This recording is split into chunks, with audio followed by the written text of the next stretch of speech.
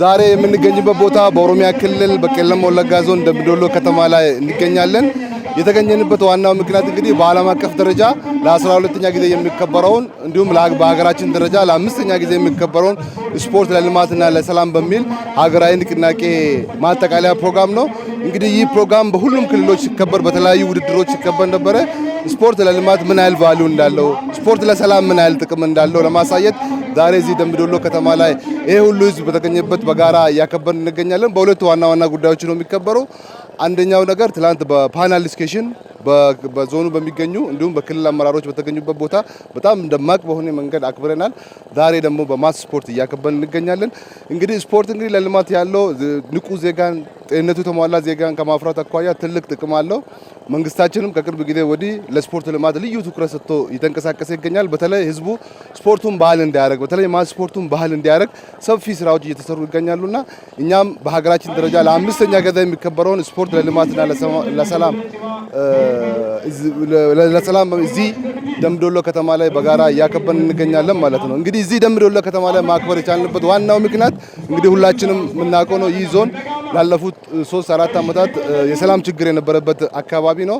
አሁን ግን መንግስት በወሰዳቸው ህግ የማስከበር ስራዎችም እንዲሁም ደግሞ ህዝቡ ከመንግስት ጋር ሆኖ ሲንቀሳቀስ ስለነበርና አሁን የተሟላ ሰላም የተገኘበት አካባቢ በመሆኑ እዚህ አካባቢ ህዝብ ደግሞ ለስፖርት ያለው ቫልዩ በጣም ሀይ ስለሆነ ይሄንንም ለማነቃቃት ነው ማለት ነው እዚህ አካባቢ የተገኘነውና ሪሊ በጣም ደስ የሚል ደመቅ ባለ ሁኔታ ወጣቱ፣ ምሁሩ፣ መንግስት ሰራተኛ ሁሉም የደምቢዶሎና አካባቢ ማህበረሰብ በተገኘበት ደምቢዶሎ ሰላም መሆኗን ደምቢዶሎ ልማት ላይ መሆኗን ሌሎች መድረኮችም እኛን ተከትሎ እዚህ አካባቢ እንዲመጡ ለማድረግ በጋራ እያከበርን እንገኛለን ማለት ነው። በአጠቃላይ ዘንድሮ ስፖርት ለልማትና ለሰላም በሚል ስናከብር ከወረዳ ጀምረን ከዞን ጀምረን በክልል ደረጃ በተለያዩ ውድድሮች ሲከበር ቆይቷል።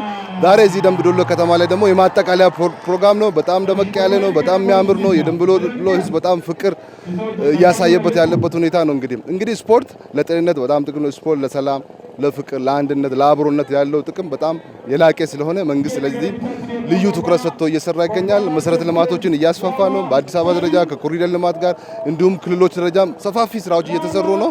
ይሄንን እንግዲህ እኛም እንደ ባህልና ስፖርት ሚኒስቴር ዛሬ በዚህ ደረጃ በዓሉን እያከበርን እንገኛለን ማለት ነው። በኦሮሚያ ክልልም ትልቅ ትኩረት ተሰጥቶ እየተሰራ ነው። ሪሊ በጣም እንደ ባህልና ስፖርትንም የክልሉ መንግስት ልናመሰግን ይገባል። ልናመሰግን እንፈልጋለን። ለምሳሌ የክልሉ ክቡር ፕሬዝዳንት አቶ ሽመልስ አብዲሳ አንድ ትልቅ ኢኒሼቲቭ ላውንች አድርጎታል። አንድ ቀበሌ ለአንድ ስፖርት ማዘውተሪያ በሚል በሁሉም ክልሉ አካባቢዎች ላይ ይሄ የተተገበረ ስለሆነ እኛም በአካል አይተን ማየት ችለናልና እንደ ባህልና ስፖርትም ትልቅ ለክልሉ መንግስትም ትልቅ ምስጋና አለን። ይሄንን ፕሮግራም ደግሞ ደመቅ ባለ መንገድ በዚህ ደረጃ እንዲዘጋጅም ስላደረጉ እኛም እንደ ፌዴራል ባህልና ስፖርት ሚኒስቴር ከልብ እናመሰግናለን ማለት ነው። በስፖርት ለመስፋፋት ላይ ጥሩ ነገሮች እየሰራን ነው። የስልጠና ላይም ጥሩ ነገሮች እየሰራን ነው። እሱ ማስቀጠል ነው።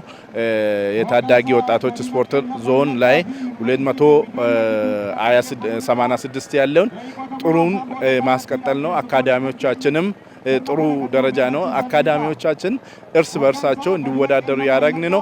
ከሱ ውስጥ ራሱ ኤሊቶች የወጡ ነው። እሱን ማስቀጠል ነው። ማስ ስፖርቱን የምንኖር ቦታ፣ የሚማር ቦታ፣ የሚሰራ ቦታ የሚለው ነገሮችን አላማው ማስቀጠል የሰራን ነው። እሱም በስኬታማ የሄድን ነው። ገቢ መሰብሰብ ላይም ስፖርቱ ራሱን ችሎ ስፖርት ህዝባዊ እንዲወር ራሱ ጥሩ ነገሮች የሰራን ነው። ይህንን ወደፊትም ማስቀጠል ማጠናከር እንሰራለን።